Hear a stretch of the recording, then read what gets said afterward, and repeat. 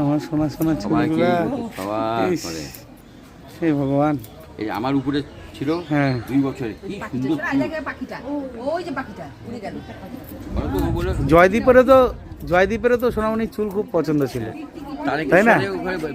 আমার উপর না, ও বলছিল সেই ভাড়া ছিল না, আমাকে বললো, ও বলছিল যে দিদিকে বলবো আমি কোনোদিনও যেন চুল না কাটায়। কথাই বলবো না।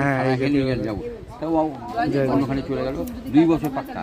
বলে আপনি চুল কাটা নাই? বলে কি আমার মানুষ আছে তো তারকেশ্বরে গিয়ে। হ্যাঁ দাদা একটু দেখ, যদিও তোমরা প্রচুর কাটছো কিন্তু একটু দেখো। ওটা তো আমরা বলবোই।